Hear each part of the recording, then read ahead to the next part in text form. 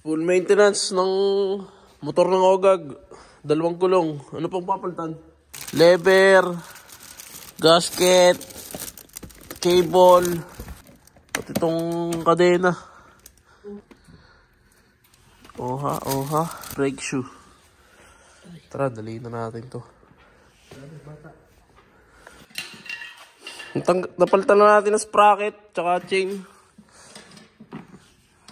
TID rin pala yung mga brand dito sa Japan. Tsaka sprocket sa unahan.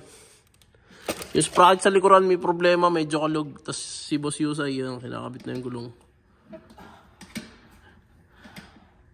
Ungol naman yun.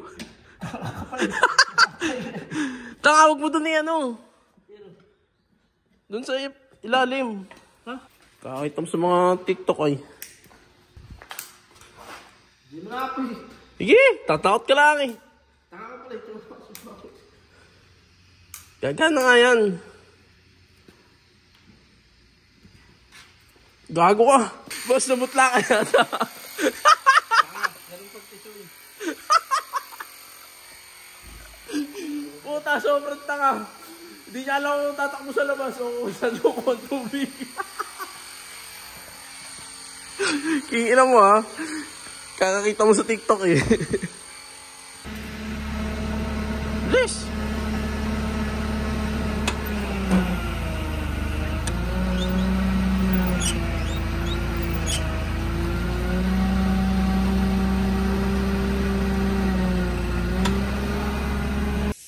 Update, nakapagpalit na tayo ng gulong. 2. 2 brake shoe, nakabit na rin natin. Nadagdag na. So, i-assemble muna natin to. Tapos, yung carb nililinis ko na din. Umalis lang si Yusay, may kinukuhang tools. Nakagkulang siya ng bili ng spark plug tsaka langis. Eh di walang langis ito mamaya. Kaya, paano kaya? Palitan na natin ang clutch. Mag 7:30 na.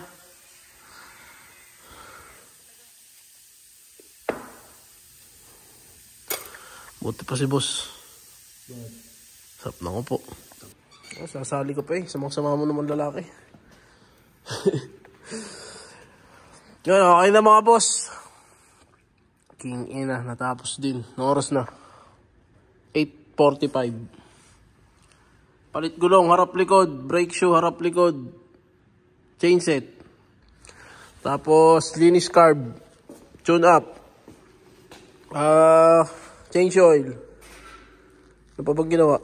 Palit clutch.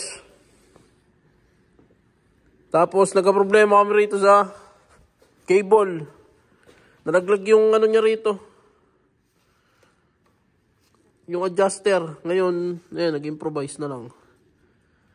Ewan kung tatagal to. Pero sana dumating agad yung in-order niya.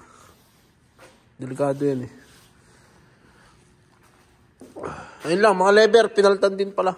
Brake lever. Nagreklamo pa. Ayan guys, kung may mga motor kayo dyan na gusto pasira sa aming magkapatid, chat lang kayo. Sisirain namin yan. Mga alas 4 kami nagsimula. 4, 5, 6, 7, 8. Almost 5 hours. Pero marami na masing ano yun. Tigil-tigil. Tulala, ganun. Hanap ng improvise. Hanap ng gagawin. Tapos yung clutch, 3 beses ko inalas. Putsang inang malas. Nagka problema. Dito na lang.